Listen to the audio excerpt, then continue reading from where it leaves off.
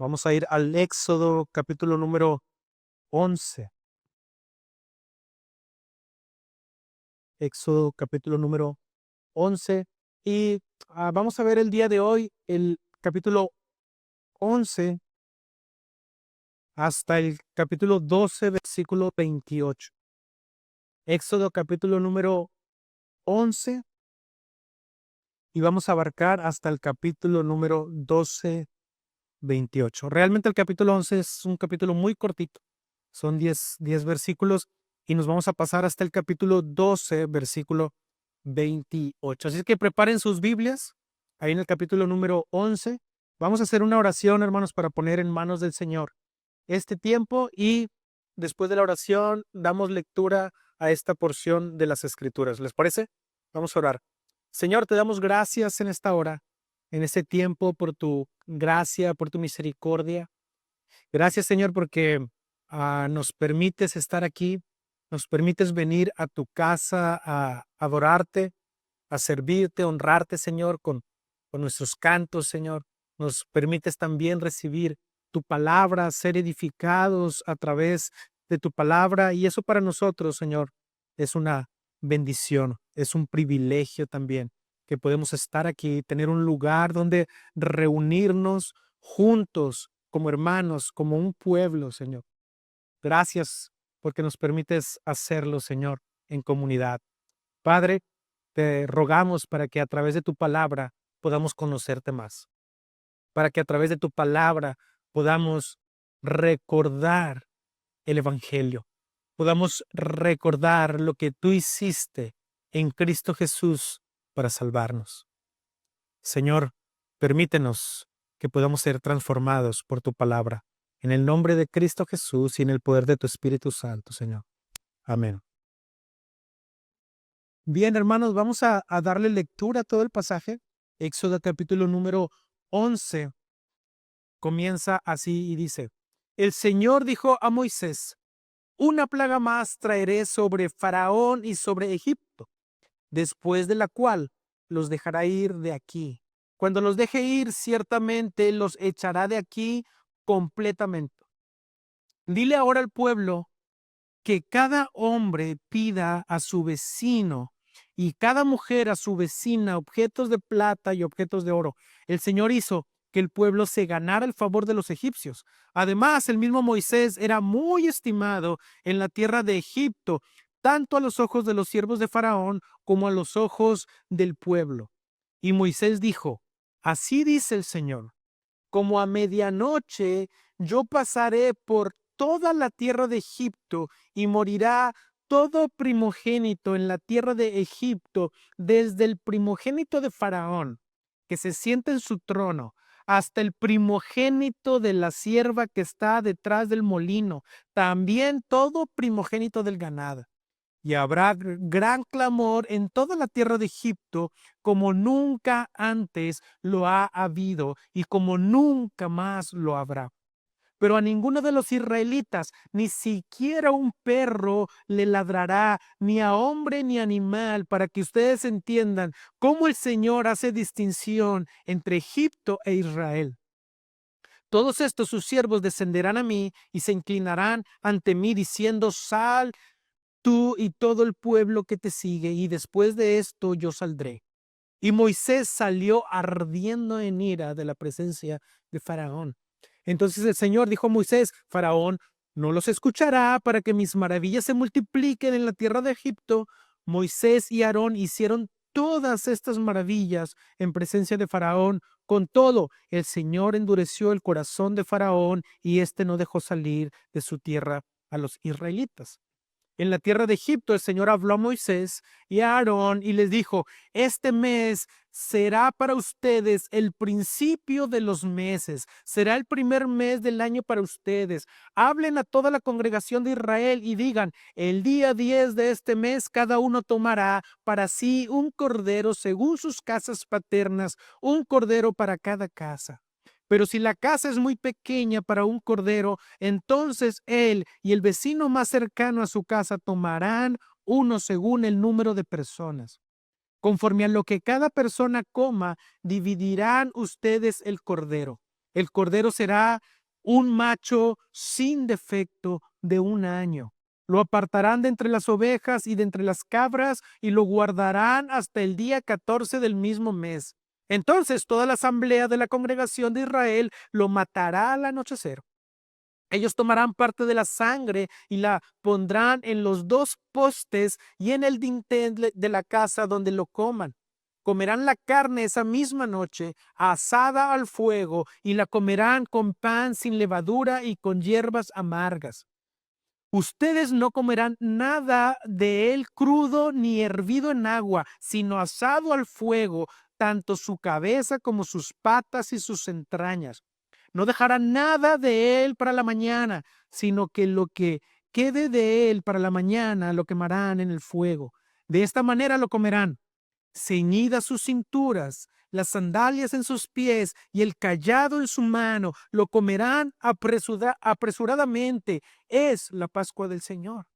Porque esa noche pasaré por la tierra de Egipto y heriré a todo primogénito en la tierra de Egipto, tanto de hombre como de animal. Ejecutaré juicios contra todos los dioses de Egipto, yo el Señor. La sangre les será a ustedes por señal en las casas donde estén.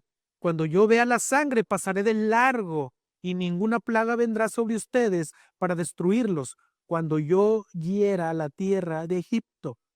Y este día será memorable para ustedes y lo celebrarán como fiesta al Señor.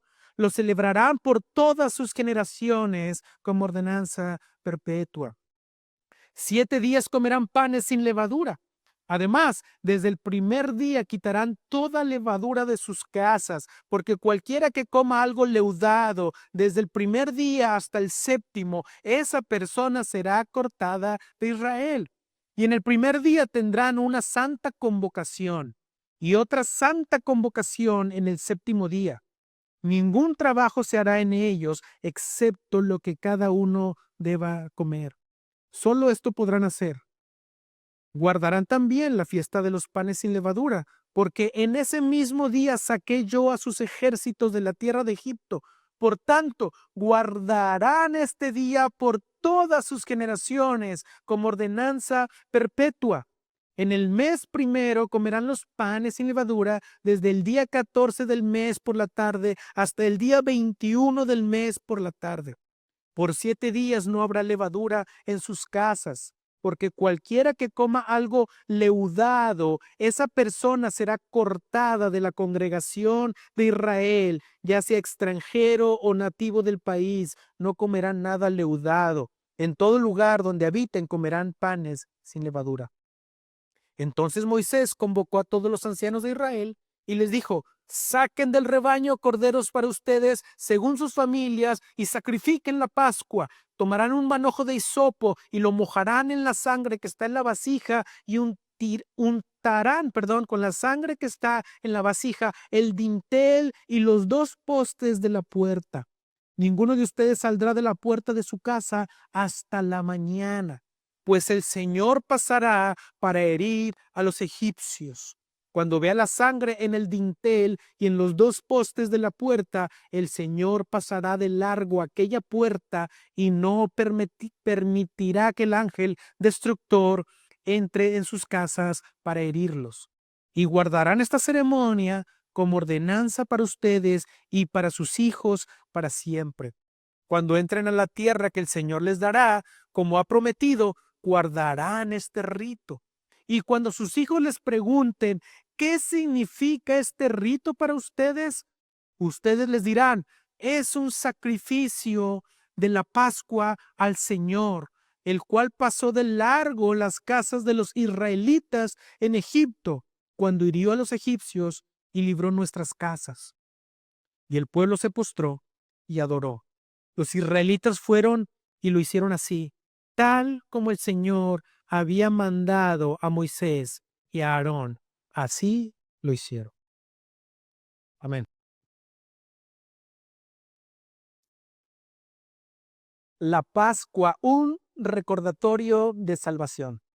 Es como he titulado el sermón del día de hoy: La Pascua, un recordatorio de salvación. Hermanos, yo soy una persona muy olvidadiza. Tal vez como muchos hombres. Los hombres somos más olvidadizos que las mujeres. Olvidamos fechas, olvidamos nombres, cumpleaños, etcétera. Pero en especial yo soy muy malo para aprender nombres y fechas, etcétera. Y cuando yo, por alguna razón, tengo que ir al súper y le digo a mi esposa, ¿hay algo que hay que traer del súper, de la despensa o algo? Y ya me dice, sí, mira, falta esto, esto y el otro. Y le digo, mira, ¿sabes qué? Como ya me conozco, le digo, ya me voy, pero mándame un WhatsApp detallado de una lista exacta de lo que quieres que yo compre. Porque yo, si así me dices, yo voy a traer lo que se me ocurra, ¿verdad? Y voy a traer todo menos lo que necesitaba mi esposa. Entonces, cuando yo voy por ahí, por el súper, por los pasillos, saco mi celular, reviso la lista en WhatsApp y veo lo que necesito. Ah, ya veo en este pasillo, ok. Y voy haciendo checklist, ¿verdad? Y después guardo mi celular, ya vi algo en este pasillo, y más adelante veo otro pasillo y luego, tengo que volver a sacar el celular, ver la lista para recordar y ver qué es lo que hace falta. Y así me verán sacando el celular una y otra vez porque necesito estar viendo y recordando qué es lo que mi esposa me encargó, porque si no, de verdad, algo se me va a olvidar. Entonces, cada vez que yo no estoy tan seguro que me falta o que ya llevo o que necesito, vuelvo a sacar el celular, vuelvo a ver la lista y veo detalladamente qué es lo que tengo que comprar y ahí voy hasta el final. Todavía al final, cuando voy a pagar, vuelvo a ver el celular, reviso el carrito, reviso la lista y me veo que no se me haya olvidado nada. Porque de verdad, si no hago eso, algo se me va a olvidar. O probablemente todo y lleve cosas que nada que ver y no necesitábamos. Y lo que tenemos en este pasaje, hermanos, es un recordatorio.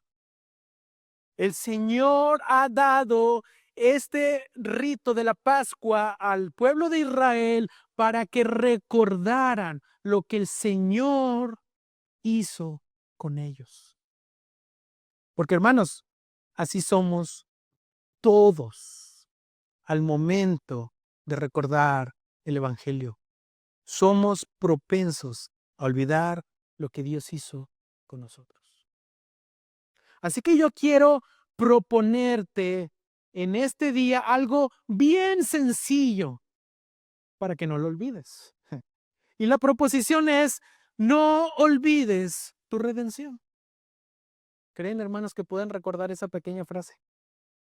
No olvides tu redención.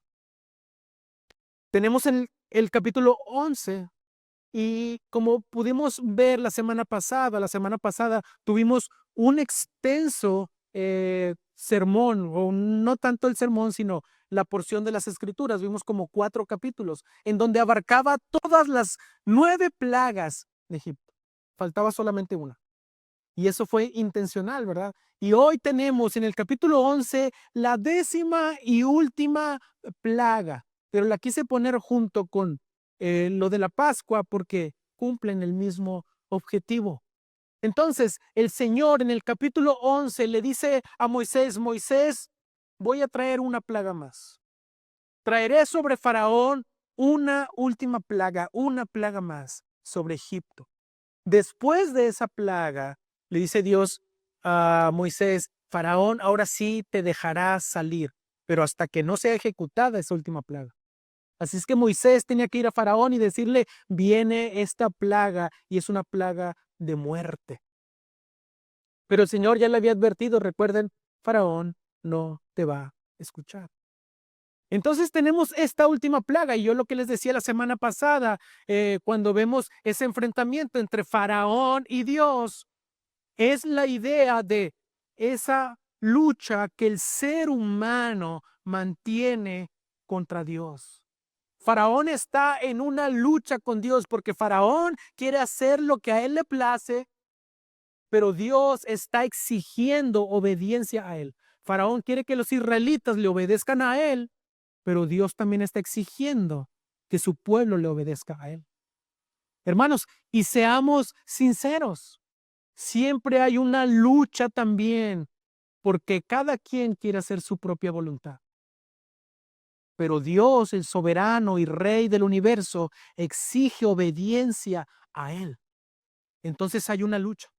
Y lo que vemos en el capítulo 11 es que Faraón está dispuesto a llegar a las últimas consecuencias de su lucha contra Dios. Y esas consecuencias van a llegar hasta la muerte. Wow. Esperemos, hermanos, no encontrarnos en la posición de Faraón, ¿verdad?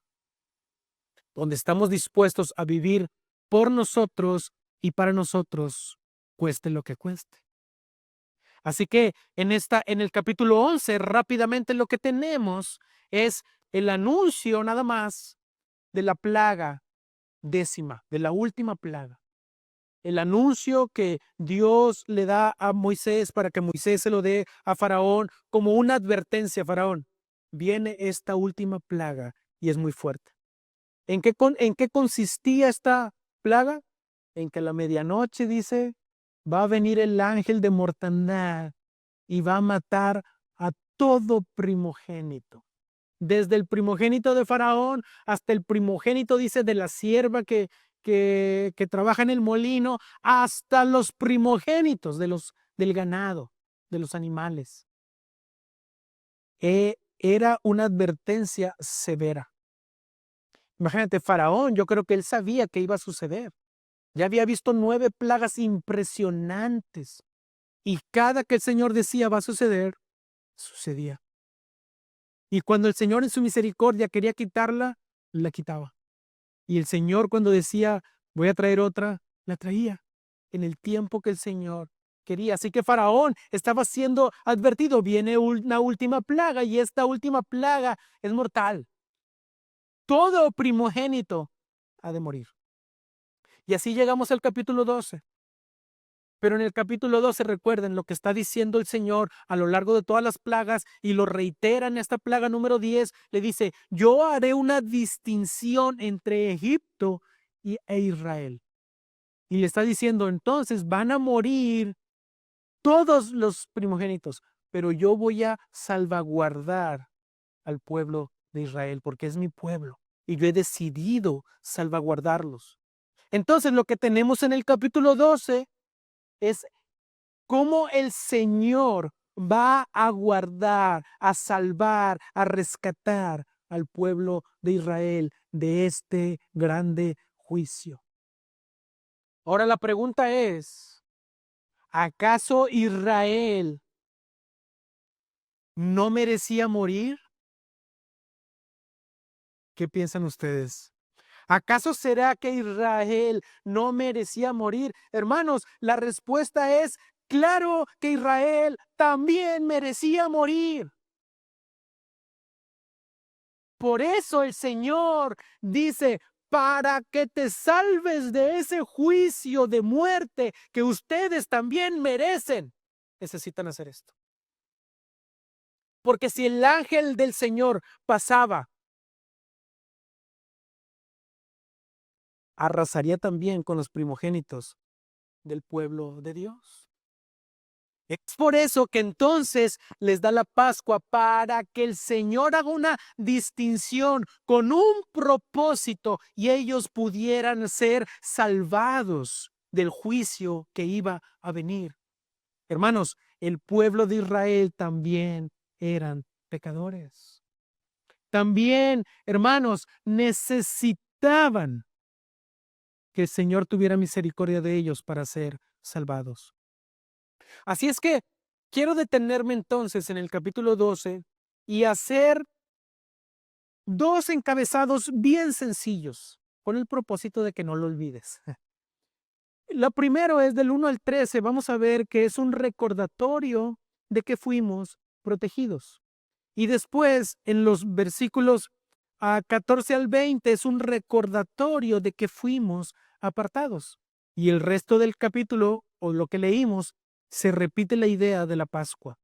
Así es que está la idea de la Pascua, Luego al final la idea de la Pascua y en medio tenemos, ¿verdad? Una idea central también. Entonces, vamos a ver primeramente un recordatorio de que fuimos protegidos. Y lo que queremos ver a lo largo del pasaje es que veamos qué es la Pascua, cómo se tenía que celebrar y por qué era necesario celebrarla. Así es que, para empezar, la Pascua, hermanos, la palabra en el hebreo, traducida al español, quiere decir salto o pasar por alto. Entonces, cuando el Señor les dice, esta celebración es la Pascua que deben guardar, está diciendo es para que recuerden que yo salté las casas de los israelitas cuando iba pasando con juicio de muerte.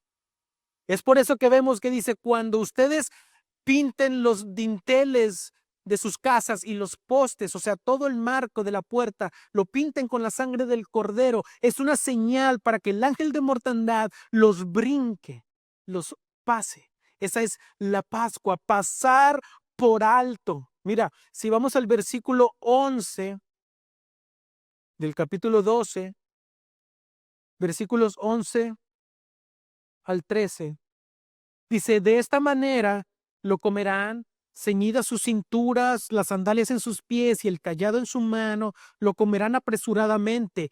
Es la Pascua del Señor.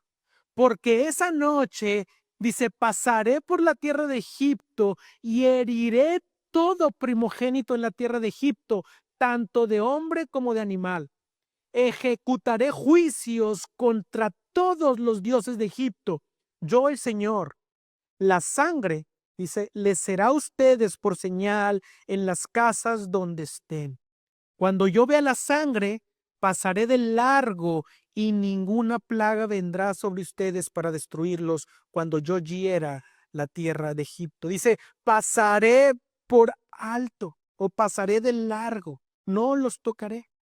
Y luego si nos vamos al final de nuestro pasaje, versículos 26 y 27, dice, y cuando sus hijos les pregunten, ¿qué significa este rito para ustedes? Ustedes les dirán, es un sacrificio de la Pascua al Señor, el cual pasó de largo las casas de los israelitas en Egipto cuando hirió a los egipcios. Pascua, hermanos, significa pasar por alto, o como dice el texto, pasar de largo, brincar la casa de los israelitas. La Pascua, hermanos, es entonces una celebración de salvación, en donde lo que hace Dios es pasar por alto a su pueblo en el juicio. Esto guárdenlo en la mente.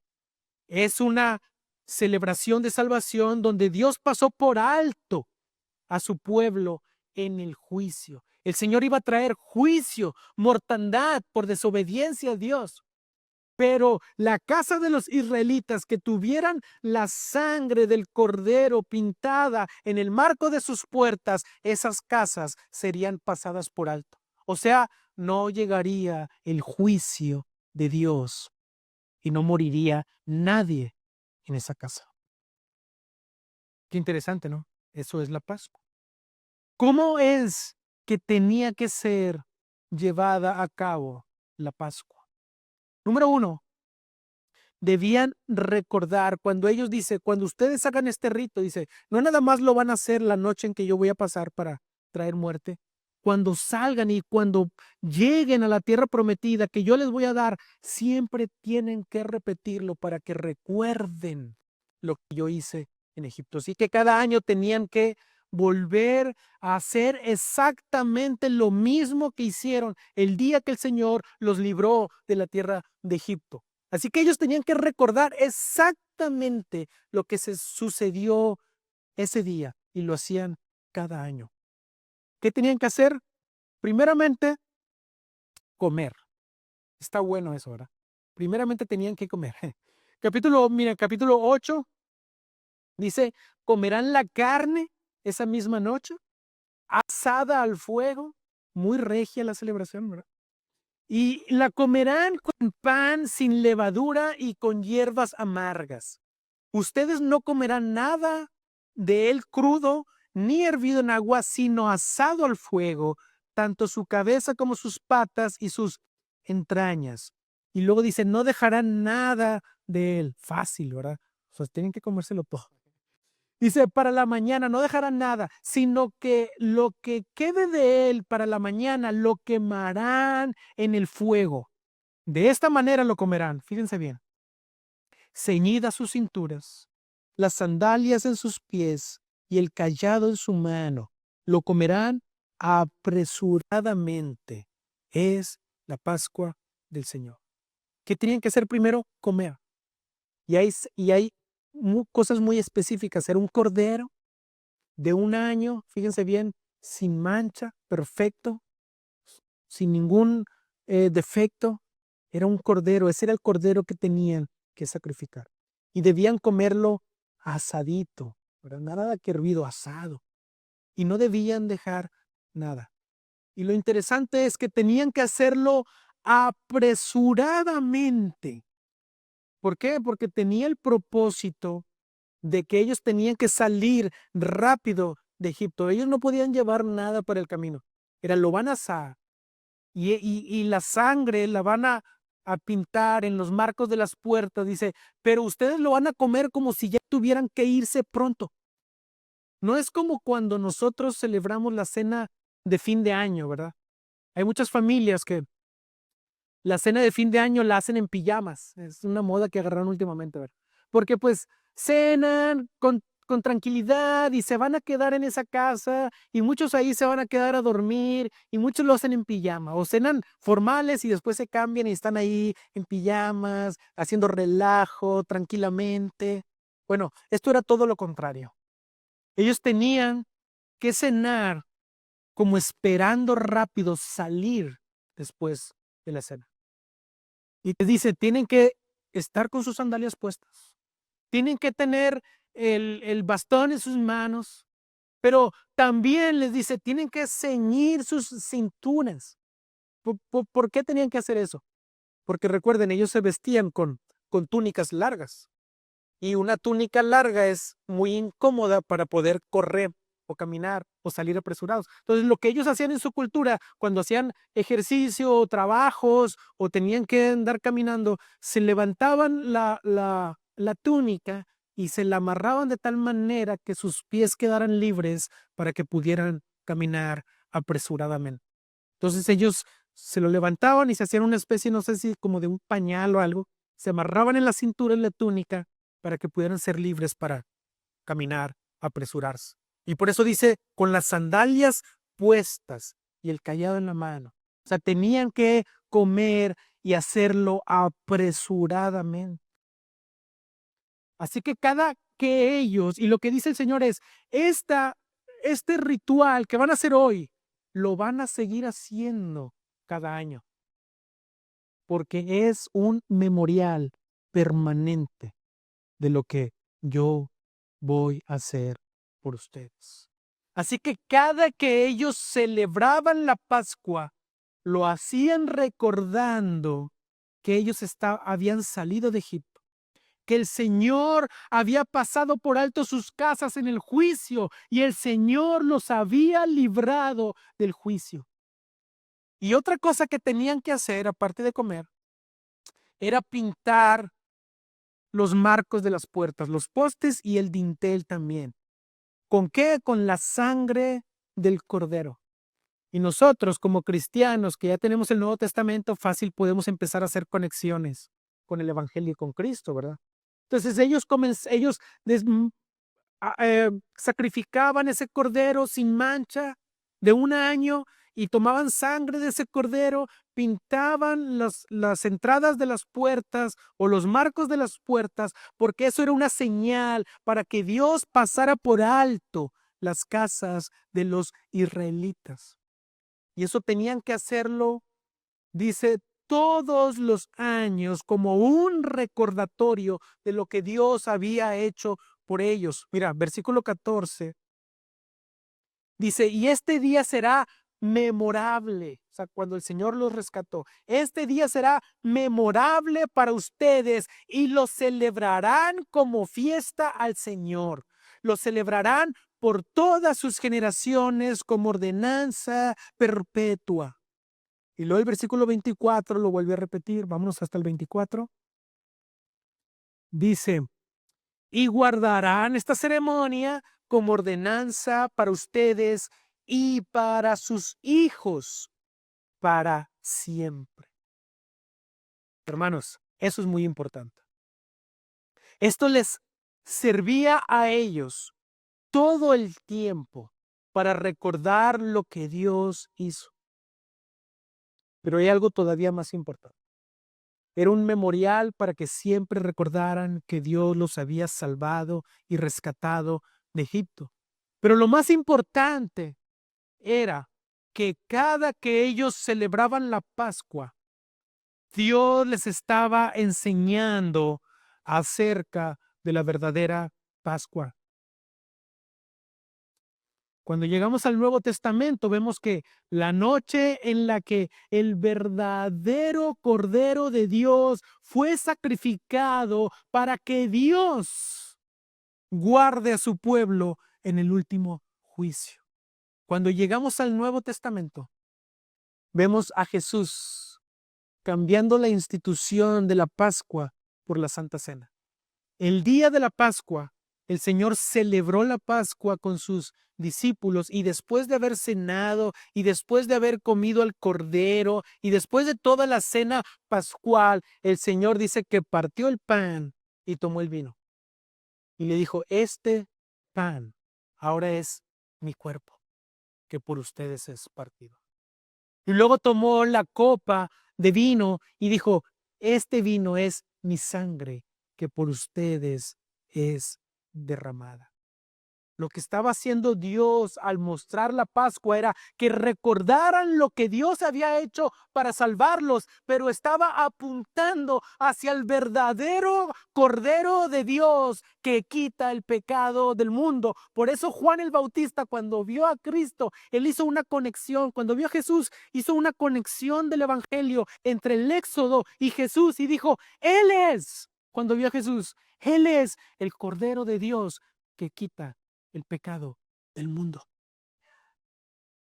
Yo pienso que Juan, al conocer este memorial que Dios les había dado al pueblo de Israel y después vio a Jesús, dijo, ese es el Cordero. ¿Quién le dijo a Juan el Bautista que Jesús era un Cordero? La Pascua. Él hizo una conexión rápida con el Evangelio porque el Señor todo el tiempo les estaba enseñando, esta es un memorial permanente. Así que cuando Juan logró ver a Jesús, dijo, Él es ese cordero que nos estaba enseñando en la Pascua, que nos liberaría de nuestro pecado, porque haría que en el juicio de Dios seríamos salvados, sería pasado por alto el juicio en nosotros. Ahí está, a lo que estaba apuntando es Jesús, hermanos. Es Jesús el verdadero Cordero de Dios que quita el pecado del mundo. Así que es Jesús, ese verdadero Cordero que fue sacrificado para que tú y yo no seamos enjuiciados. Es lo que sucedió en las casas de los israelitas. Gracias a ese Cordero que sacrificaron y esa sangre que estaba marcando que pertenecían al pueblo de Dios, gracias a eso, el juicio pasó por alto. Así que por eso pregunto, ¿acaso los israelitas no merecían morir junto a los egipcios? Claro que merecían morir. Pero el Señor en su gracia y misericordia les dijo, no va a morir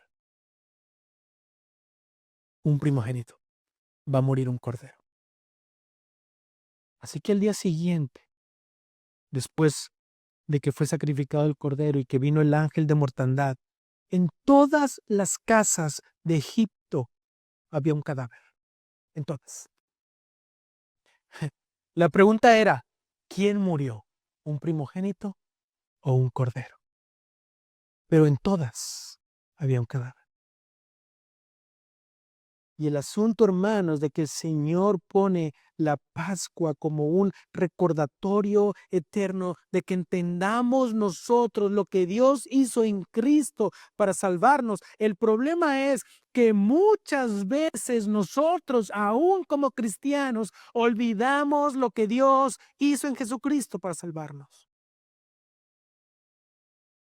Olvidamos, hermanos, porque somos olvidadizos, lo que Dios hizo en Jesucristo para salvarnos. Y tal vez puedes estar pensando, no, a mí nunca se me olvida. Claro que sí se te olvida. No estoy diciendo que de repente sufres demencia y ya no te acuerdas que Cristo murió en la cruz. Lo que estoy diciendo es que no lo tenemos presente todos los días. Hermanos, cuando pecamos, estamos olvidando que Cristo murió para salvarnos de nuestros pecados. Cuando vivimos nuestra semana sin preocuparnos por agradar al Señor en nuestros trabajos, en nuestras escuelas, hemos olvidado en esa semana el Evangelio, lo que Cristo hizo por nosotros al salvarnos. Es por eso que es muy importante, hermanos, no olvidar nuestra redención. Hermano, no debemos olvidar el Evangelio. Debemos recordar el Evangelio una y otra vez, una y otra vez. Necesitamos predicarnos el Evangelio todos los días de nuestras vidas, porque todos los días de nuestras vidas lo olvidamos. Sí, hermano, todos los días olvidamos el Evangelio. Necesitamos predicarnos todos los días el Evangelio para poder vivirlo. Así que tal vez te preguntas por qué el pastor cada vez que sube a la tarima encuentra la manera de conectar con cada pasaje el Evangelio. Hermanos, porque lo olvidamos. ¿Por qué vemos a Cristo en cada pasaje? Porque ahí está. Porque el Señor se ha preocupado que a través de todas las escrituras podamos recordar lo que Dios hizo en Cristo para salvarnos. Es por eso, hermanos, que el Señor nos dejó la Santa Cena. ¿No es ese propósito? Dijo Jesús. Y cada que coman el pan y cada que beban esta copa, lo harán en memoria de mí. ¿Hasta cuándo? Hasta que yo regrese. Por eso, hermanos, celebramos la Santa Cena. Y por eso hacemos un énfasis, es para todos aquellos que han creído, que son parte del pueblo de Dios. Hermanos, la Santa Cena es ese recordatorio de que Cristo es nuestra Pascua, que es Cristo nuestra Pascua. Por eso celebramos la Santa Cena en memoria de aquel que pagó por nuestros pecados. Hermano, no olvides tu redención porque fuiste protegido del juicio. Y serás protegido del juicio final, el verdadero juicio que vendrá al final. Y solamente en Cristo eres protegido de ese juicio. Así que no nada más vemos que en este pasaje es un recordatorio, ¿verdad?, de que fuimos protegidos del juicio. También es un recordatorio de que fuimos apartados, para Dios. Mira, versículos 14 en delante dice, y este día será memorable para ustedes y lo celebrarán como fiesta al Señor, lo celebrarán por todas sus generaciones como ordenanza perpetua. 7 días comerán panes sin levadura. Además, desde el primer día quitarán toda levadura de sus casas, porque cualquiera que coma algo leudado, desde el primer día hasta el séptimo, esa persona será cortada de Israel. Y en el primer día tendrán una santa convocación y otra santa convocación en el séptimo día. Ningún trabajo se hará en ellos excepto lo que cada uno deba comer. Solo esto podrán hacer. Así es que aquí tenemos, hermanos, también esa fiesta que celebraban los judíos de los panes sin levadura. Y la levadura después en el Nuevo Testamento llegó a convertirse en un símbolo de pecado. ¿Por qué no podían comer los panes leudados tan ricos que son? Porque, hermanos, para que la masa pudiera leudarse completa, tenían que esperar muchas horas. Y recuerden cuál era el propósito de recordar esta comida, que Dios los había sacado de Egipto. Por eso tenían que comer apresuradamente, por eso los panes tenían que ser sin levadura y no podían llevarse nada, todo tenían que acabárselo. Y esa fiesta está enseñando, hermanos, que Dios apartó también a su pueblo de Egipto. El versículo 15 y el versículo 19 nos dice algo bien interesante. Aquí vemos la consecuencia de comer el pan con levadura. Dice, aquellos que coman pan con levadura, dice, serán cortados de Israel. ¿Qué significa? Que aquellos que no quisieran comer el pan sin levadura, es como si ellos estuvieran diciendo, yo prefiero esperar a que el pan leude. O sea, yo prefiero esperarme aquí, no importa que me quede en Egipto. Les estaba diciendo, no, ustedes tienen que comer apresuradamente porque los voy a sacar de Egipto. Y lo que vemos es que cuando iban a salir de Egipto, no tenían tiempo de dejar que el pan se leudara. Si vamos después a Primera de Corintios, si me acompañan a Primera de Corintios, Primera de Corintios capítulo 5, déjenmelo busco, Primera de Corintios capítulo número 5, versículos 7 y 8. Mira cómo Pablo nos enseña acerca de lo que significaba esto. Desde el 6. 1 Corintios 5, 6 al 8. Dice Pablo, la jactancia de ustedes no es buena. ¿No saben que un poco de levadura fermenta toda la masa? Limpien la levadura vieja para que sean masa nueva, así como lo son en realidad sin levadura. Porque aún Cristo, nuestra Pascua, ha sido sacrificado. Por tanto, celebremos la fiesta no con la levadura vieja, ni con la levadura de malicia y maldad, sino con panes sin levadura de sinceridad y de verdad. Lo que Pablo está enseñando es acerca de reunirnos realmente, hermanos, con sinceridad, porque Cristo murió por nosotros. Desháganse de la levadura. Lo que el Señor está enseñando en esta festividad también es, hermanos, que no debemos mezclarnos con la pecaminosidad del mundo. La iglesia, hermanos, no puede olvidar, no debe olvidar que es un pueblo santo. Y por ello, hermanos, hacemos una santa convocación cada domingo. Como dice que hacían una santa convocación, nosotros hoy en día, hermanos, nos juntamos cada domingo para celebrar que Cristo murió y resucitó por nuestros pecados. Hermano, no olvides tu redención, porque también fuiste apartado para vivir para Dios. Cada que nos reunimos es una santa convocación.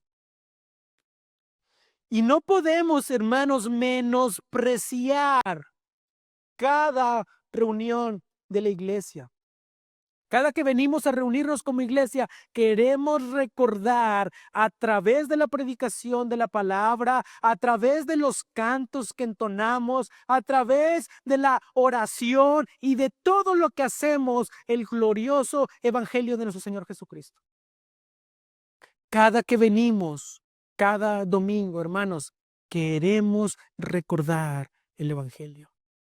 Por eso Si tú ves, los cantos que cantamos están saturados del Evangelio. Hermanos, queremos recordar el Evangelio. Queremos enseñar el Evangelio con cada palabra que damos el domingo. ¿Por qué? Porque cada día tenemos la capacidad de olvidarlo. Hermano, tú debes recordar el Evangelio todos los días. Pero cuando venimos cada domingo, es un recordatorio especial que el Señor ha dejado con el propósito de que no olvidemos lo que Él ha hecho por nosotros. Es verdad, hermanos, tenemos que recordarlo todos los días, pero el Señor se ha preocupado porque especialmente dediquemos el domingo para que lo recordemos, para que no lo olvidemos. Así que la pregunta para concluir, o las preguntas para concluir que yo quiero hacer y para que te lleves en tu corazón y medites son estas. ¿Estás siendo intencional en recordar el Evangelio cada día? Fíjate bien, ¿estás siendo intencional cada día para recordar el Evangelio? ¿Estás siendo intencional en hacer que tus hijos conozcan el Evangelio? Al último, la última sección del 21 al 28, Pablo repite lo de Moisés repite lo de la Pascua. Pero cuando vamos al versículo, me parece que es el versículo 26, dice, y cuando sus hijos les pregunten, ¿qué significa este rito para ustedes? Ustedes les dirán, es un sacrificio de la Pascua al Señor, el cual pasó de largo las casas de los israelitas en Egipto, cuando hirió a los egipcios y libró nuestras casas. Era un recordatorio para que no olvidemos lo que Dios hizo en nuestras vidas para liberarnos, pero también para que nuestros hijos lo conozcan. Así que la pregunta no nada más es si tú personalmente como padre, como madre, esposo o esposa, recuerdas y vives el Evangelio, sino también intencionalmente buscamos que nuestros hijos conozcan el Evangelio. ¿Eres intencional en traerlos a las reuniones de la iglesia? ¿En involucrarlos en actividades con la iglesia? ¿O te pesa involucrarlos en la iglesia? Porque qué flojera llevarlos, porque qué flojera. Es más, y si no quiere ir, pues que no vaya, que no se levante, hombre. Hace frío. Hermano, eres intencional tú en vivir el Evangelio y en hacer que tus hijos conozcan el Evangelio. Pero sobre todo, ¿de qué manera vives el Evangelio en tu vida cotidiana? ¿De qué manera vives el Evangelio en tu vida cotidiana?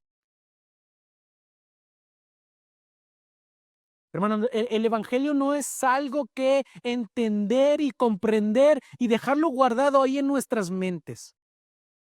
El Evangelio debe permear, el Evangelio debe guiar todas las áreas de nuestra vida. ¿Cómo vivimos como esposos, como esposas? ¿Cómo vivimos como padres? ¿Cómo vivimos como hijos? ¿Cómo vivimos en el trabajo como trabajadores rectos, fieles a Dios, que viven para la gloria del Señor? Hermano, ¿cómo vives el Evangelio en tu vida cotidiana?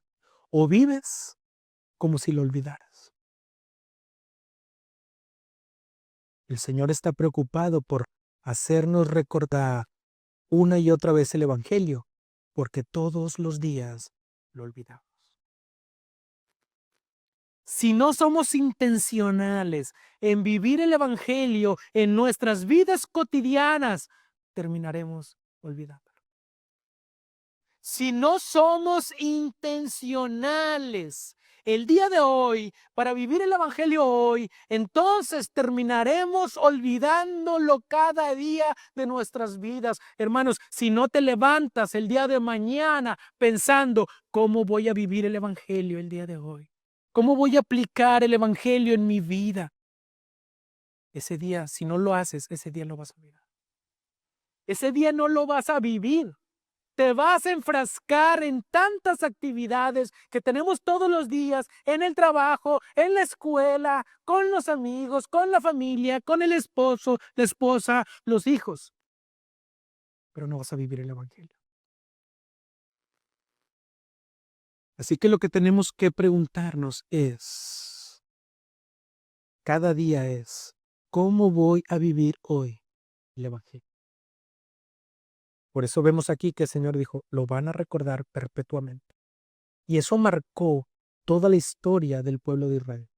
Siempre ellos recordaban cómo el Señor los sacó de Egipto.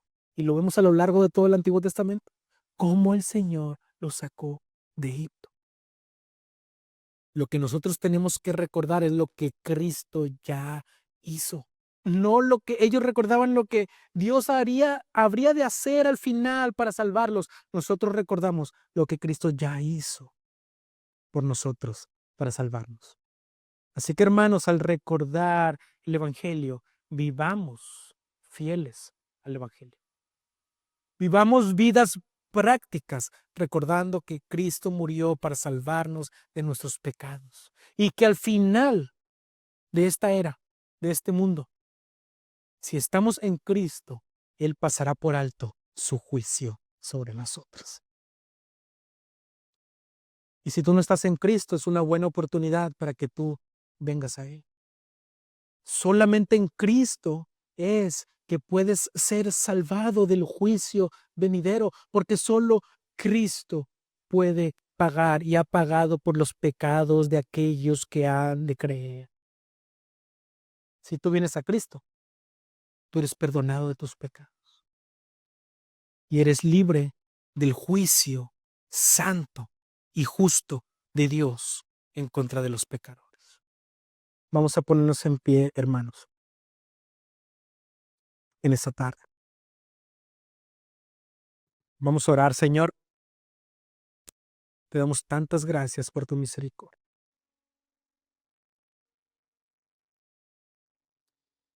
Gracias, Cristo, porque tú eres el Cordero que quita el pecado del mundo.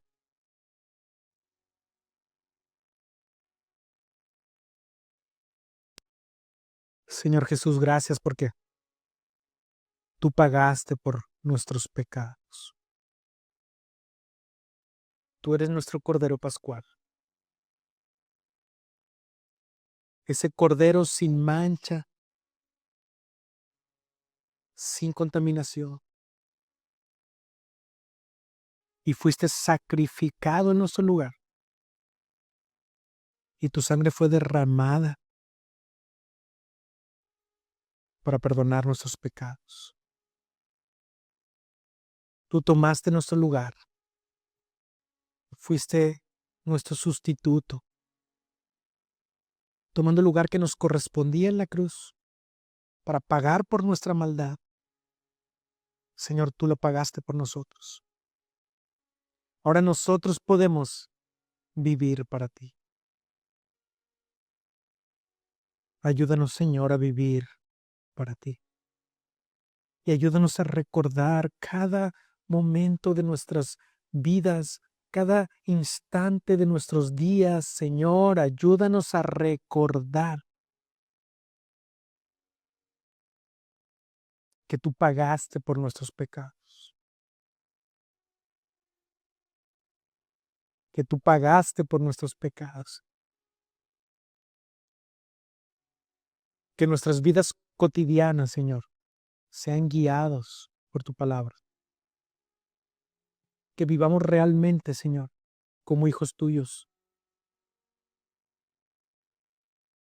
sirviéndote y agradándote, recordando, Señor, que tú nos redimiste de la muerte y del pecado. Señor, yo te ruego en el nombre de Cristo. Padre, te ruego en el nombre de Cristo. Por aquellos que aún no han venido a ti, Señor. Para que tú, Señor, les otorgues el don de la fe y les concedas el arrepentimiento, para que puedan venir a tus pies y puedan ser salvos.